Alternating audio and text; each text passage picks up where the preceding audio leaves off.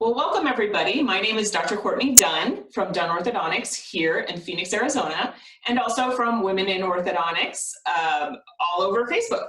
I wanted to do this interview today with my uncle, Dr. Perry Francis, who is, I consider a mental health expert, to kind of talk a little bit about what we're dealing with at home when it comes to anxiety and stress and family issues.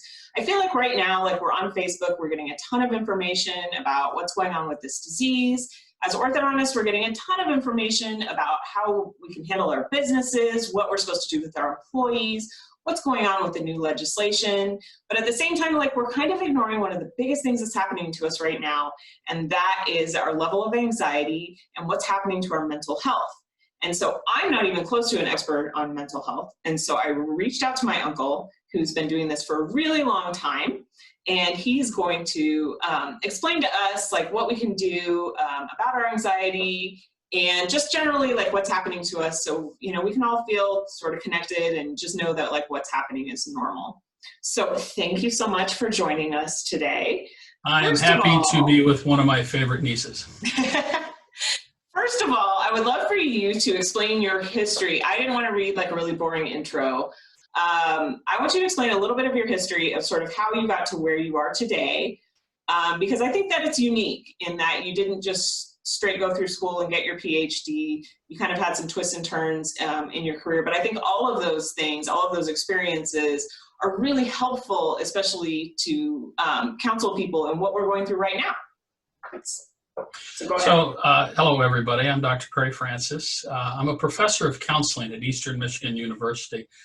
And one of my jobs, one of the things that I do is I manage our training clinic. So if you remember the times that you were in your dental school training, and like my niece here went to Michigan, they had a great big dental lab or a clinic of their own. And in fact, one of Courtney's mentors is my dentist, and always tells me and regales me with some of the stories that take place because she goes over there and does some teaching. So I manage a training clinic that basically does the same thing except for mental health counseling. We have clients who come in and they work with our students, and we of course record everything and offer supervision.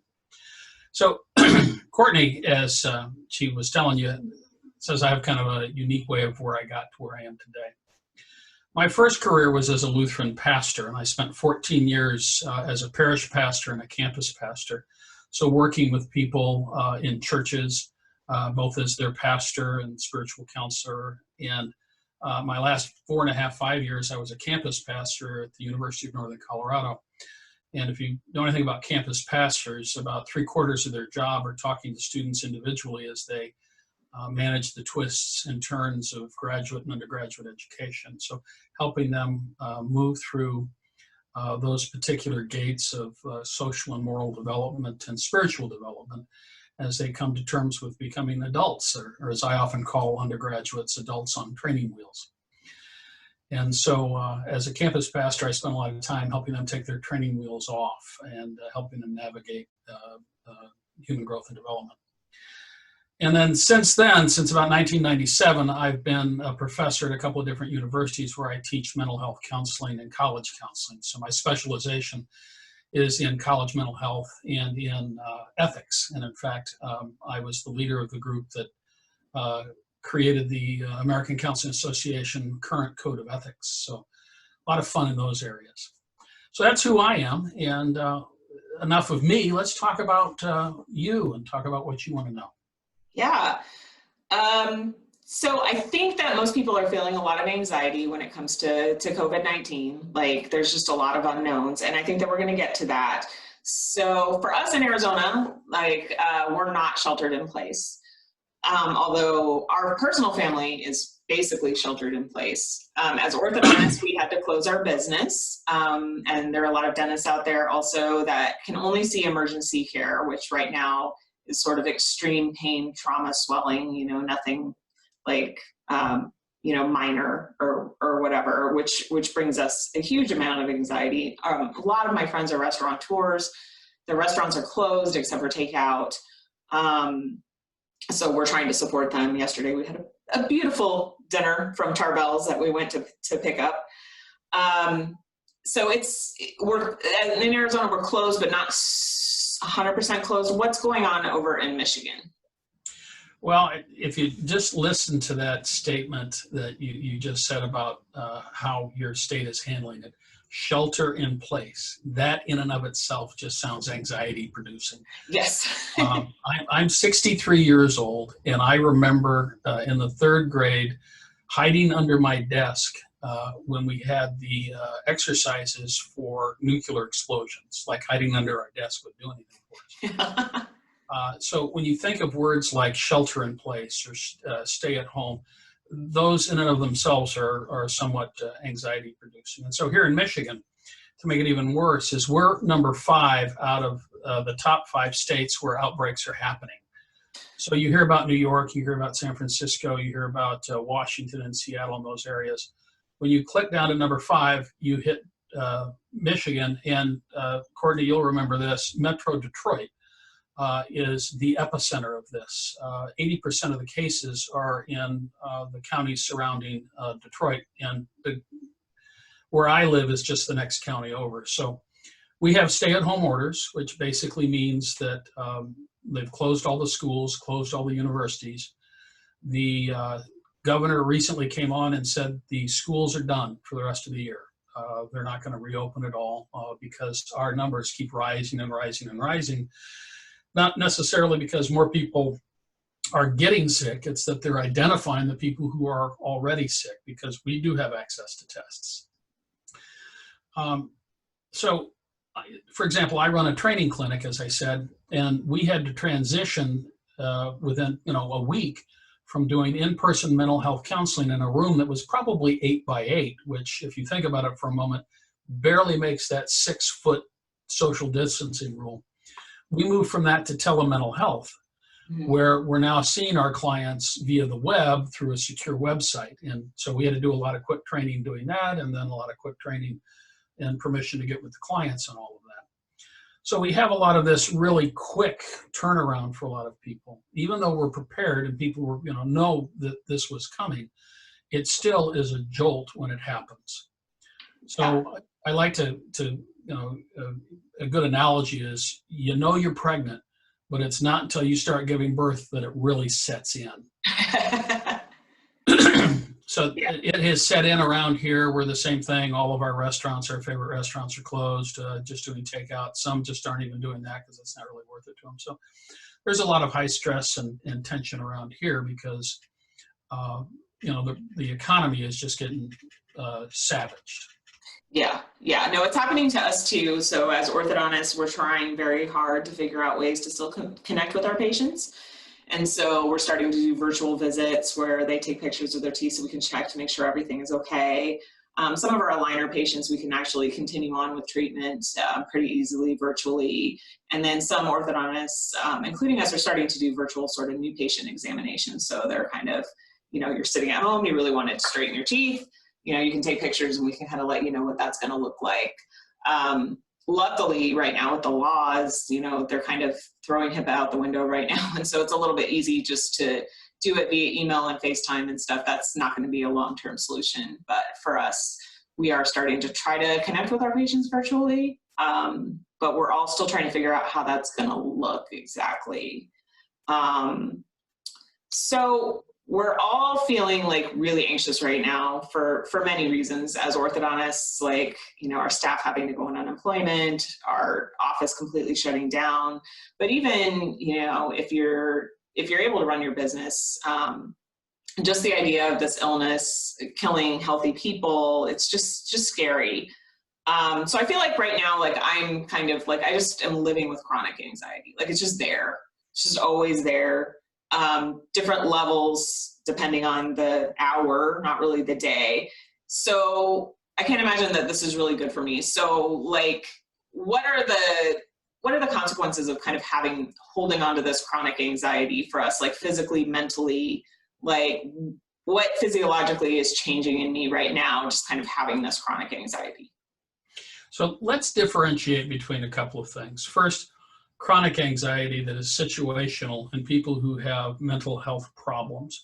because we like to throw around words like anxiety and depression, much like we throw around the word counseling. I don't know how many people are counselors of one type or another, and then when I introduce myself, it's always kind of like, well, what kind of counseling do you do? So let's differentiate. Okay. There are types of anxiety that qualify as a mental health disorder that can negatively impacts your day-to-day activities. Those are things like generalized anxiety disorder or social anxiety disorder. And these generally don't get better unless you seek treatment and in some cases get appropriate medication. That's different than reacting to an external stressor that impacts the rhythms and routines of your daily life, especially when those stressors are outside of your control. Many of the people I know in the medical field have a great love of control, and part of that just has to do with the fact that they're trained to manage medications. They're scientists first and foremost, and they generally know how things are going to happen. And so when something doesn't happen the way it goes, it begins to create some anxiety. And the impact on your body can be the same for those with chronic mental health conditions and those with situational anxiety and stress. So for example, somebody with increased stress and anxiety are more than likely going to be seeing things such as tension headaches. You find yourself, I know when I get stressed, it manifests right here in my shoulders and then up my back. And so you get muscle aches, and our body reacts to constantly being on guard. Now, we might not feel like we're on guard, but we're waiting for that next shoe to drop. What is Governor Ducey going to say next? What is the President of the United States going to say next? Some people become more irritable or short-tempered. So what you see is where one day you'd be able to just shake something off. If your spouse or your child said something, you might just laugh it off. The next day your fuse is just a little bit shorter and then a little bit shorter. And as we become more hypervigilant to things, something just pushes us over the edge more frequently than it used to. So we have that kind of irritability and that low level fear and anxiety that's going on. Now, oddly enough, some people develop heartburn. And that's because our body's increasing the production of stomach acid. That's just our body's reaction to stress. And especially little kids develop things like tummy aches and nauseous. And so what they're doing, especially if they're not talking about their anxiety, is that it's manifesting within their body as a somatic disorder. You see this especially in little kids who come from highly stressed homes or homes that are going through, say, a divorce or a separation, and the child has no place to vent, as it were. And so it manifests in things like headaches and stomach aches. In some cases, people have trouble sleeping, or if they do fall asleep, they wake up in the middle of the night and they can't get back to sleep. Your mind starts racing. There you go. No sleep anymore. Your mind starts racing, and you can't seem to shut it off. Mm-hmm. And some people will resort to things like having a glass of wine before dinner or a glass of wine before going to bed. The problem with those types of things is that alcohol is metabolized in the body, in the liver, and then what happens is that after it's metabolized, your body wakes up. And so at 2 o'clock in the morning, after the wine's worn off or that whiskey has worn off, you wake up, you might have a slight headache, depending on how much you had to drink, and you don't feel rested because alcohol, in essence, takes you down only so far into the sleep cycle, and you don't go the rest of the way, all the way into REM sleep. And so you wake up tired. The other things that you see are people's blood pressure begins to rise, and if you're already on medication for blood pressure, it begins to mess with the level you've gotten because you've done well with your medication. And oddly enough, our immune system begins to decline when we're under stress. And part of that has to do is that we're spending so much there's so much time managing our anxiety, our body's devoting so much to that our immune system begins to drop. Which seems, an unfortunate event because we're in an event that's a pandemic, and now we're worried about what's going on, and gee, if I worry to the point of making myself sick, what happens? Right. And I'm more susceptible to illness. Right. So what suggestions do you have to help to decrease our anxiety during this sort of time? And I guess, sort of differentiating that this is sort of that situational stress, situational anxiety. I try to stay off social media, but as the admin of a social media group, I'm sort of on a lot because I got to make sure everything is going okay. Really, and I had posted this in my group, that my best day was the day that I'm taking the class, the Science of Wellbeing, the Yale class online, that I spent a bunch of time on that, and then I read an entire book. So I just kind of took myself out of trying to deal with managing my business or whatever, but I can't do that every single day. Like I have to continue to sort of work and homeschool my kids and all that stuff. I just sort of decided I took one day off. What else can we do sort of day to day that isn't just trying to completely separate yourself from reality? Well, you bring up a very good point, is self-care, and which is really what you're talking about. How do I practice self-care? And the first thing I'd tell anybody is go on a news diet. I'm a news junkie. I get up in the morning, and my wife took my iPad out, so it wasn't bothering us. But I go downstairs, I sit in my chair, and I start reading the different news sources that I have, and I love the newspaper, even though it's about 24 hours behind everything. But it's just a routine for me. So one of the things that I've noticed, and in myself, is when I sit down for dinner, we have to turn the TV off, because otherwise it's 24 hours COVID-19 news. Yeah. All the time. And so, rather than spend the time listening to the news and talking about the news with my wife and I, instead we shut it off and we'll have conversations about anything else. What happens is we get emotional and informational overload.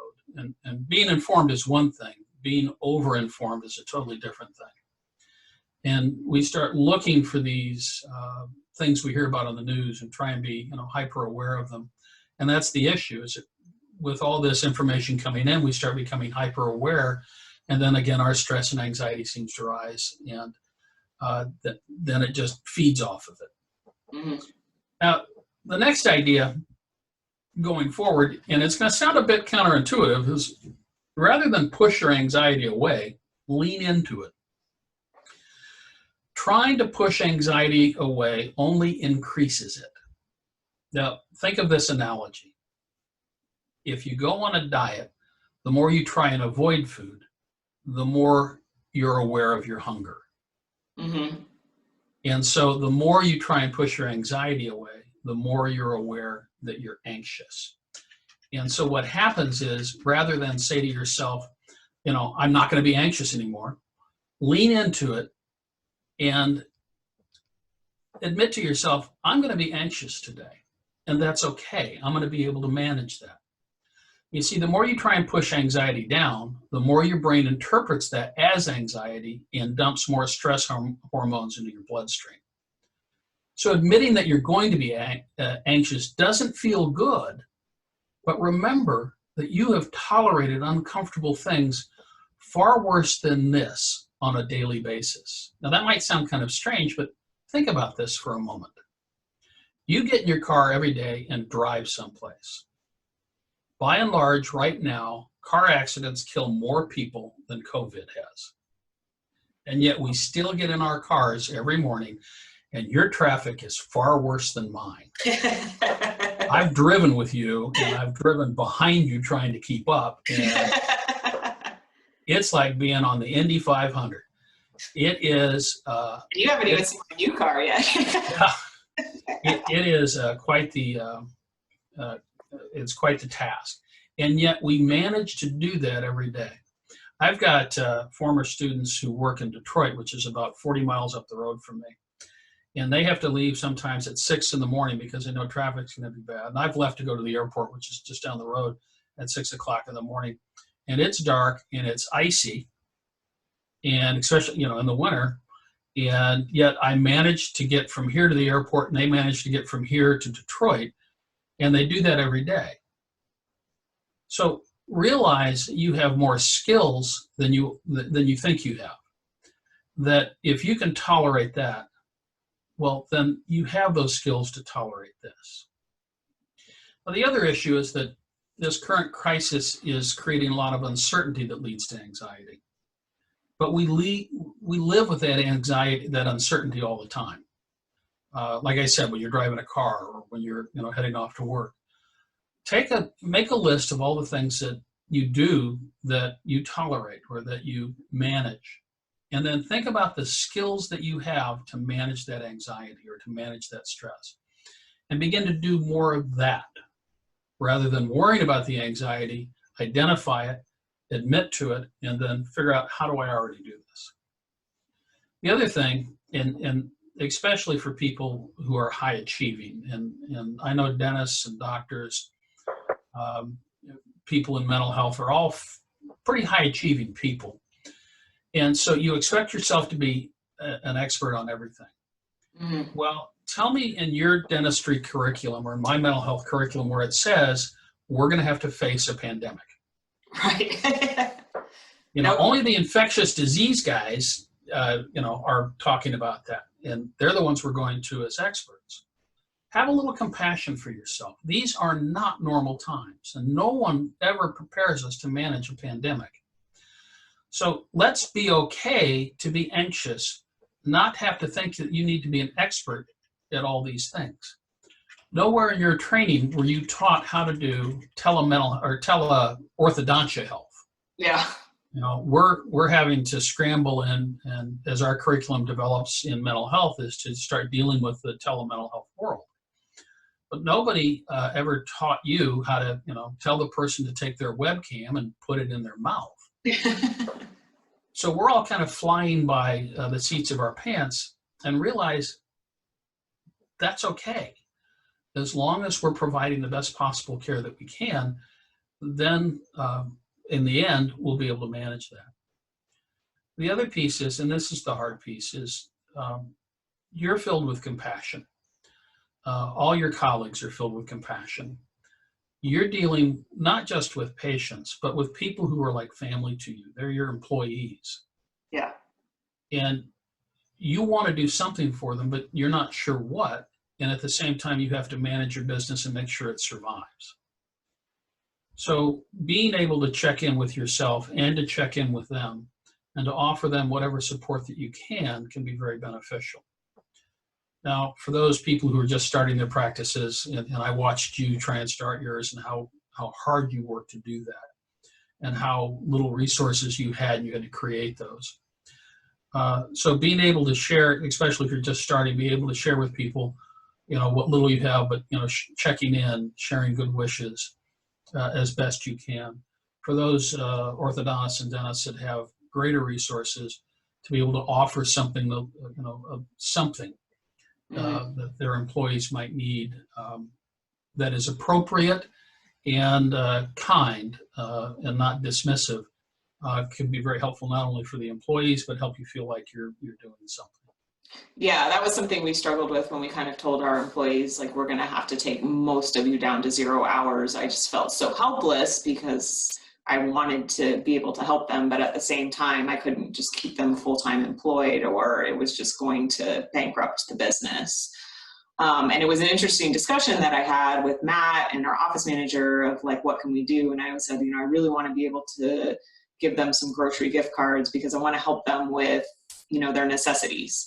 I know I'm not going to be able to give them their full salary, but I want to help with the necessities. And we really struggled with how to present this because we didn't want it to seem like an insult, like I can't give you your paycheck, but here's a gift card, and so it was difficult to sort of navigate that to know that the intention was good and that we care so deeply about you. And, so I cried when I started handing them out. So I think they realized that I cared a ton and that I wasn't just, that this was just a minor thing, but I did feel like it wasn't enough, but at the same time, it's never enough because you feel this responsibility of supporting, 22 families, there's a lot there, but so think about what you just said. You were able to name the number just like that. Yeah. 22 families. And that's the thing about this, is that this is where the control part and the feeling like, you know, you're helpless comes in and feeds the anxiety, is that I have 22 employees, that's 22 families. We care for all of them deeply, and there's very little I can do and also keep my business afloat, especially if the business goes under. Now these 22 families have no place to come back to. Right. Right. And And so they've been amazing. Yeah. I've been very lucky in that they have been amazing. But yeah, it's very stressful. So for me, I seem to, if I can get the motivation to drag myself into the basement and work out, it helps a ton. Mm-hmm. But sometimes I feel like really, really tired and I don't want to, even though like I'm not really, I mean, I'm exerting a lot of mental energy every day. I'm not exerting a lot of physical energy every day. So it takes me some mental energy to drag myself down to the basement and just get on the Peloton bike. I'm a little bit injured right now, so I can't like do anything major, but it does seem to help. What other suggestions do you have for that people that you know use to help to deal with their anxiety? So we acknowledge that it's there, like we don't try to push it away. We say, okay, this is going to be part of my day. I'm feeling more stressed today than I did yesterday. It's there. I can handle it. Like for me, if I exercise, like even in those 45 minutes, I tend to be able to shut that out and feel a little better at the end. What other techniques do people use typically? So you bring up a very good thing that people can do is in self-care is, you know, exercise. But some of us, you know, my gym's closed, and right.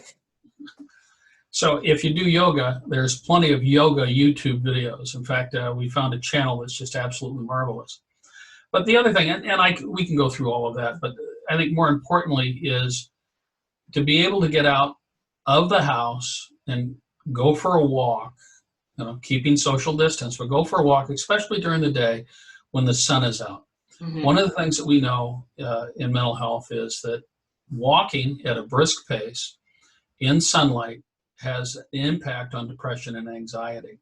It has to do with, especially, you know, up here in the Michigan and up higher beyond us, especially in the winter when it gets so dark, the sunlight helps to activate certain regions of the brain to help it battle depression and anxiety. So being able to do those types of things where you're going out into the sunlight and moving fast enough to at least build up just a little bit of a, you know, like you're huffing and puffing to get going. They say on the Peloton, they say the glazed donut look. Yeah, the glazed donut look. I'm not quite sure I could get there anymore. So, yeah, because Tim Hortons is just up the road, and I get that glazed donut look. Miss right Tim Hortons.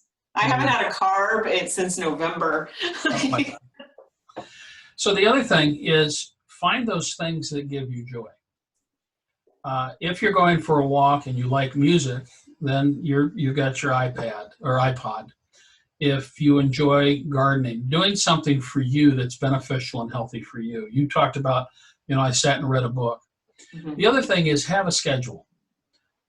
People thrive on routine.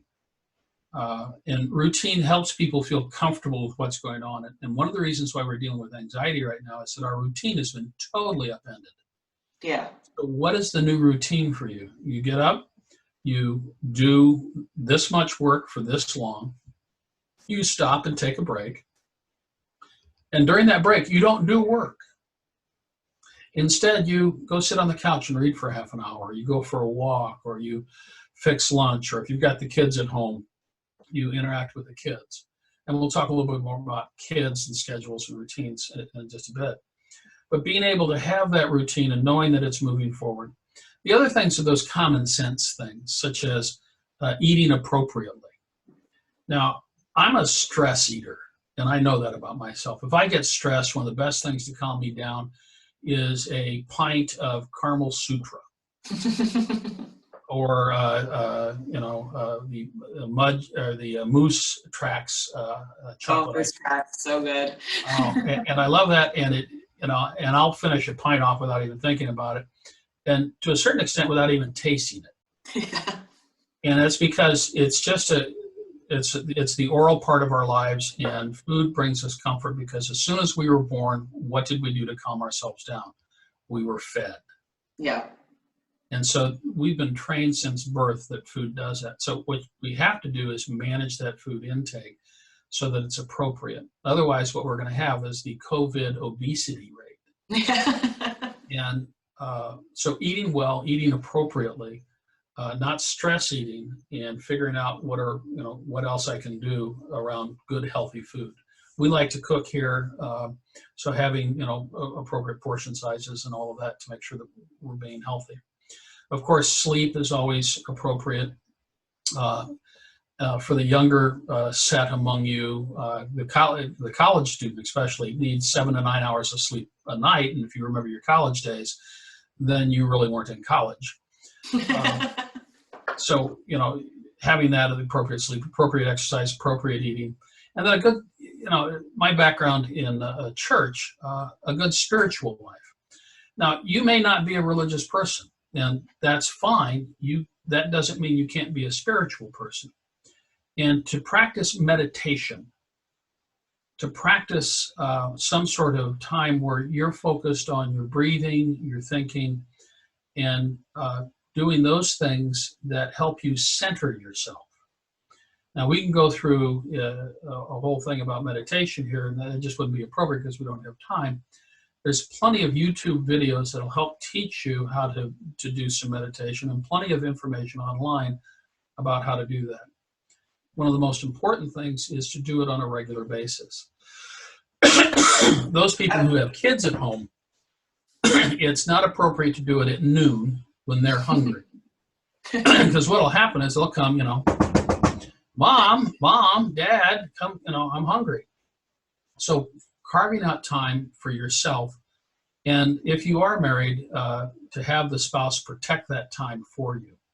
So that if the phone rings, no, she's not available right now, or no, he's not available right now. Meditation, self-hypnosis, those things, while they sound real new agey, they're actually been shown to help people reduce stress and lower their blood pressure, and it changes the chemicals in their body, in their blood, and reduces those stress hormones so that your body can go back and reset.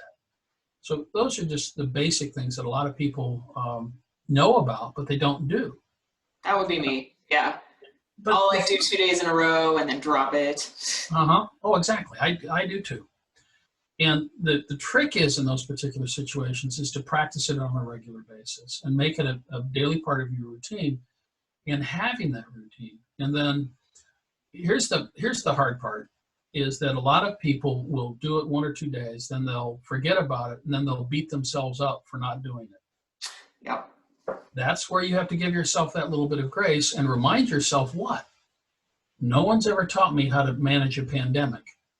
So creating a new routine, while it requires extra self-discipline because your patients are to a certain extent your self-discipline, now you're your own patient, and you're beginning to learn, how do I build new habits? How do I build new behaviors? And that's very important for people to realize that it's a struggle, and at the same time accept that it's a struggle. Awesome. Yeah, no, and I think that, like, for me especially, and I don't know if other people feel this way with meditation, like, I know all of that stuff, and then I'll set myself up, like, I have, like, actually on that Peloton app, they have guided meditations. And so I'll put my earbuds in, but I feel stupid when I'm doing it. Like, even if I'm in my room, like, oh, what if Matt walks in and sees me just sitting on the floor, like, closing my eyes? Like, he's just, like, and I've been married almost 20 years and he wouldn't care at all. But still, I feel, like, self-conscious about it. And I think that just kind of carving that into that schedule is really important by just saying, for 10 minutes, I'm going to do this, and just say, don't come in the bedroom. Like, I'm meditating, and just kind of just make it part of the schedule and not be embarrassed about taking that quiet time.